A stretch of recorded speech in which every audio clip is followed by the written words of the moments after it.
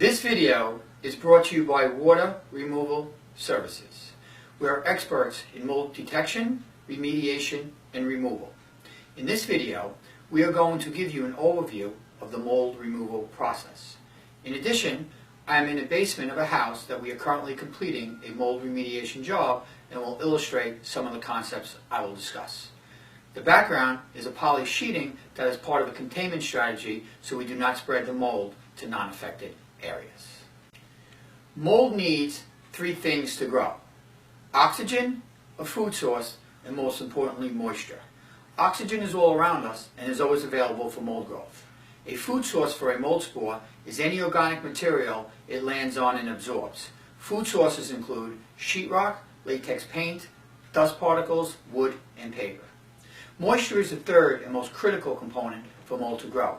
It could come from any water source. Some examples include a poorly ventilated bathroom, damp basements and crawl spaces, flooding or water getting into the walls, broken or leaking pipes, leaking windows, leaking air conditioners. Obviously there are many others, but these are just some. Mold typically has a musty smell that alerts people to possible issues. Before starting any mold project, these general issues should be addressed. First, safety of the occupants and the individuals performing the mold remediation work. You should take all necessary actions to prevent cross-contamination or the spreading of the mold to non-affected areas. Eliminate the water source, which is creating the mold environment. Be sure to eliminate all mold with a process designed for non-porous, semi-porous, and porous materials. Porous is defined as the ability of a material to absorb water or for the water to penetrate. An example of a non-porous item would be glass or glazed tile. Carpet or sheetrock are considered porous, and wood and concrete are semi-porous. Locating the water or moisture source in a mold remediation process is a basic requirement for the mold project to be successful. As we discussed, moisture is the most critical element and must be eliminated for any mold project to be successful. The moisture source must be determined and eliminated. This can be as simple as a broken pipe or can be quite tricky to determine the source. The water source must be determined and eliminated. The following is an overview how to clean the affected area in a mold remediation project. Generally, the affected area should be vacuumed with a specialized HEPA filter vacuum. Any equipment used must be thoroughly cleaned to prevent cross-contamination. Non-porous surfaces should be cleaned to remove the mold and can be reused. Semi-porous materials can often be cleaned and reused. Two examples are wood and concrete. More porous materials, such as drywall or carpet, are hardly ever salvageable once they have been contaminated. An application of an antimicrobial agent is typically applied after removing as much of the mold as possible. An antimicrobial agent is a fancy name for an agent that is capable of killing mold. The chemistry of these agents has advanced and they are quite effective and safe when used appropriately. I am now going to illustrate the concepts I have described on a project we are currently working on. Behind this poly sheeting is a bathroom located in the basement. The basement had a musty odor. During the high humidity period in the summer, the odor was so strong the entire basement had an odor that made it uncomfortable to be down there. Here is a picture of the bathroom when we first encountered it. Okay, so it's typical finished bathroom. That's the light there, it's a little glaring. Okay, so it has a very big odor. In terms of appearance, there's not too much going on, but we do see what appears to be some growth.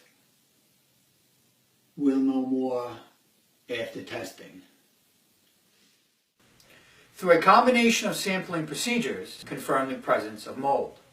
Locating the moisture source, then eliminating it, is an absolute necessity for a mold remediation project to be successful. The origin of the water was a vent for the dryer. It was not venting outside, but the moisture was venting into the walls. The moisture was contained in the insulation as well as the sheetrock. The dryer was in the next room and the moisture made it behind the walls in the bathroom.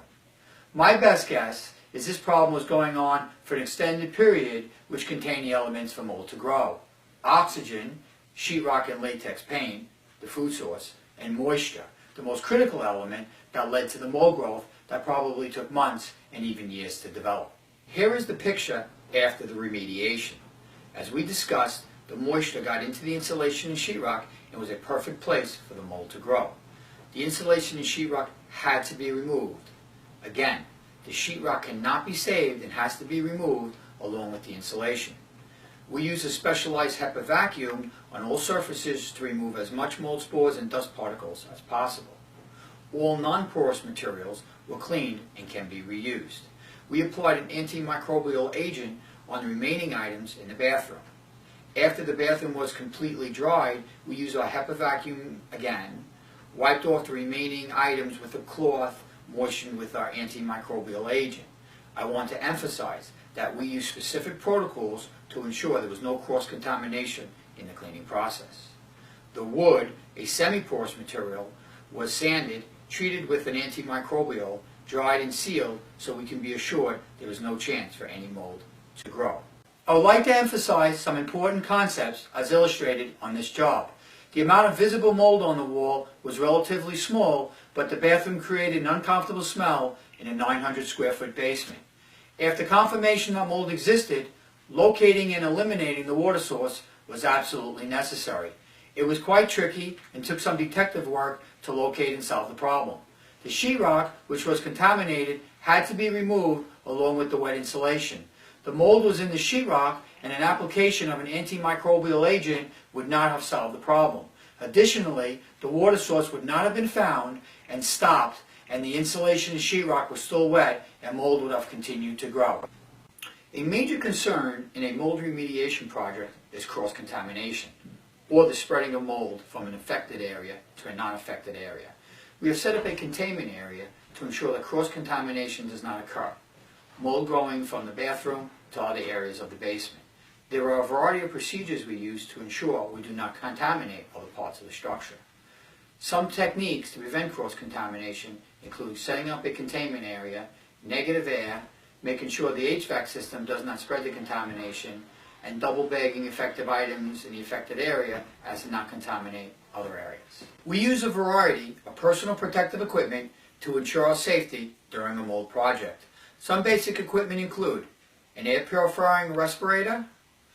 Here is a picture of a half-face respirator, a full-face respirator, a protective suit with gloves. Of course, a respirator would be worn with the suit. Thank you for watching this video. I hope you have gained some insight into the mold remediation process. I want to emphasize that this video provides a general overview of best practice. Every situation is different, and professional judgment can influence specific decisions that are made on a particular job.